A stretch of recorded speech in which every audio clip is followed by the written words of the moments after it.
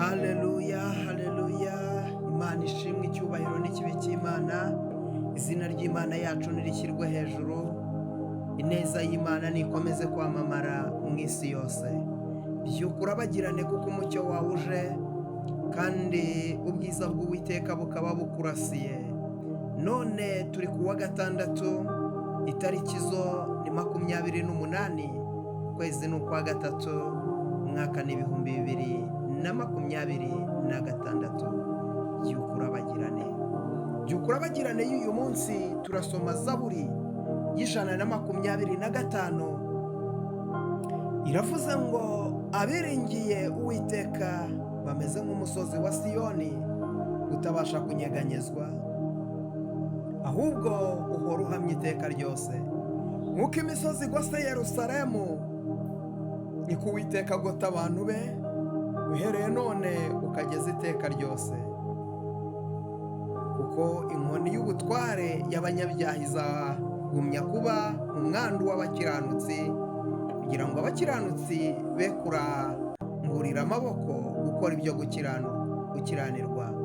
Uwiteka ukirire abeza ibyiza n'abatunganye mu mitima, ariko abiyobagiriza mu nzira zabo zigoramye Uwiteka azabajyanana n'inkozi z'ibibi. Amahoro abe mu Bisiraheli. Imana y'amahoro ishimwe cyane. Zaburi iravuze ngo abiringiye Uwiteka. Ndagira ngo nkubwire wowe unkurikiye aya masaha uyu munsi, iringira Uwiteka, kuko kwiringira Uwiteka ntibikoze isoni. Kwiringira Uwiteka ntibimwaza. Kwiringira Uwiteka ni urufunguzo rukingura imigisha, ni urufunguzo rukingura kandi rugakingura imiryango yose. Iringira. Ariko ngo abantu biringiye Uwiteka bo ngo bameze nk'umusozi. Uwo musozi ngo ntubasha kunyeganyezwa. Ndagira ngo mvugane nawe. Wanyura mu ntambara, wanyura mu bibazo, wanyura mu bikomeye, wanyura mu makuba, wanyura muri byinshi biruhanyije, ariko humura, ntacyo uzaba, nta bizakunyeganyeza, nta bizagira icyo bigutwara. Hari ibikwasamiye bikwereka ko ugiye gupfa, hari ibikwasamiye bikwereka ko ibyawe birangiye, hari ibikwasamiye bikwereka ko ibyawe bishize, ariko humura, humura.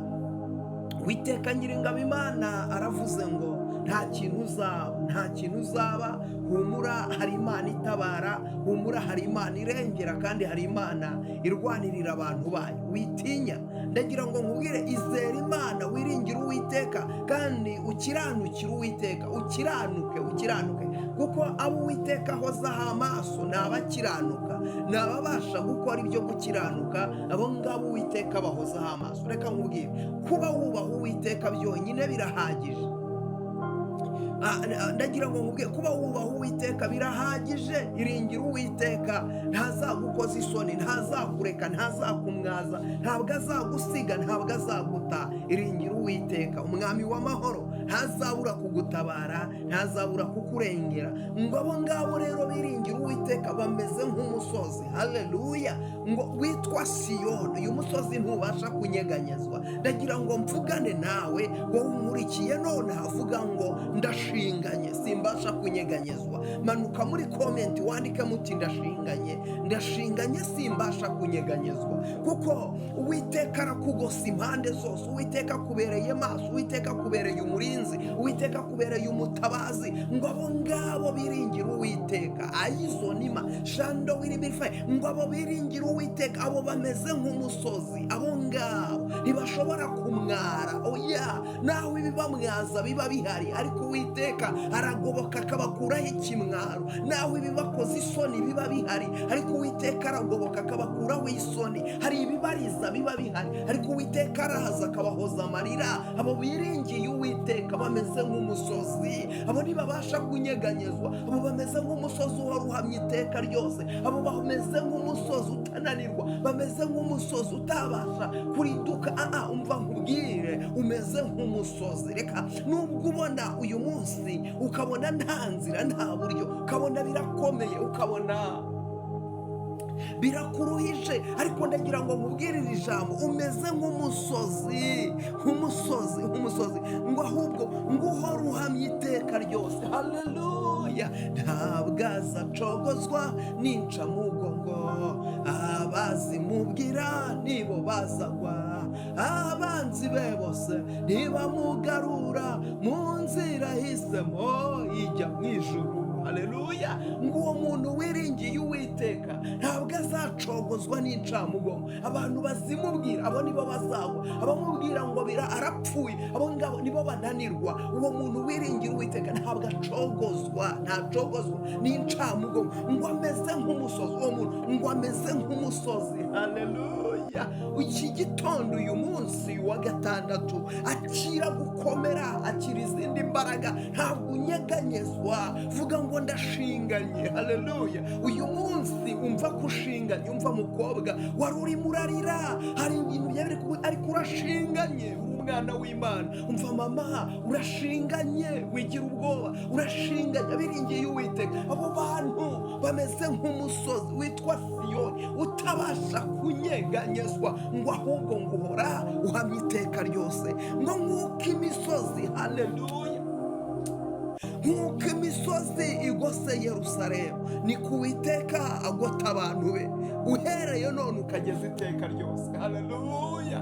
nk'uko imisozi Uwiteka arakugose. umva nkubwire, genda uryamusinzira uhereye none. Uwiteka arakugose, kandi akugose impande zose, akugose iburyo n'ibumoso, akugose imbere n'inyuma, arakugose intambara zose uko zaza zimeze kose, Uwiteka arakugose. Haleluya! Uwiteka arakugose, humura, nari ndimo nkubwira ngo Uwiteka arakugose. Mana ishobora byose, Imana ijya igota abantu bayo, ukabagota imbere n'inyuma, ukabagota iburyo n'ibumoso. ndakwinginze mwami Imana, uyu muntu nkurikiye mugirire neza, uyu muntu nkurikiye mubambira amahema, uyu muntu nkurikiye mubera Imana, mubera umurengezi, mubera umutabazi wa mu ruhande rwe, mu izina rya Yesu. reka imbaraga zawe zigaragare kuri we, amaraso yawe nagaragare kuri we. Mana, hari umuntu wari ufite ibigeragezo, yari afite intambara, arimo ararwana, ariko Mana, ijambo ryawe riravuze ngo uwakwiringiye wese ameze nk'umusozi. Haleluya! ameze nk'umusozi witwa Siyoni. Haleluya! ameze nk'umusozi witwa Siyoni utabasha kunyeganyezwa. Mana, reka uyu muntu ukwiringiye yakira ubutabazi, uyu muntu ukwiringiye yakira impinduka mu buzima bwe, yakira ubutsinzi mu buzima bwe, yakira ubutabazi mu buzima bwe, yakire guhaguruka, yakire kurengerwa. uyu muntu ukwiringiye reka ugere mu buzima bwe, Mana, ubuhindure. reka umuntu ukwiringiye utatanya abanzi be, utatanya ababisha, abari bamukurikiye, abamugendaga inyuma, abanzi abari bamukurikiye, abamunanizaga, abamutsikamiraga, abamubuzaga amahoro n'amahwemo, abo ngabo bose tatanya Mana, tatanya ababisha b'iburyo, tatanya ababisha b'ibumoso, abari imbere n'inyuma. Mana, ngo wafashe amagare ya Farawo, ngo yari akurikiye Abayisiraheli, ngo urangije ngo uyaroha mu nyanja, urangije uricecekera, Abayisiraheli barambuka, nta muntu n'umwe ubakurikiye. uyu munsi wa none, uyu muntu nawe nkurikiye aya masaha, reka umutatanyirize, gira amagare umurohera mu nyanja, gira imbaraga za Farawo, gira uyu Farawo umuri inyuma umwirukankana, murohe mu nyanja. uyu Farawo w'ubukene, uyu Farawo w'amadeni, Farawo w'uburwayi, Farawo w'igisuzuguriro, muvane ku buzima bwe.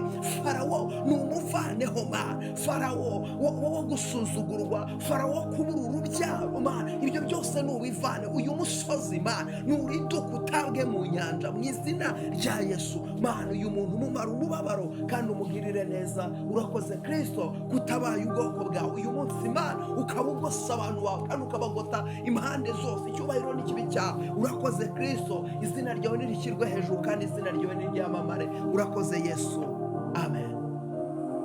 Imana iguha umugisha aho ugiye gufata rino sengesho ukarisheyaringa abantu batanu, abo bantu uri basheyaringe, ribagereho. inshuti yawe, umuvandimwe, umuntu ukunda, mwoherereze nawe yakire kugotwa n'Uwiteka. kandi nawe ukibikora, imbaraga z'Imana zikwambare mu izina rya Yesu. ukibikora, umugisha w'Imana ukubeho. niba utari wakora subscribe, yikore, ni ingenzi cyane.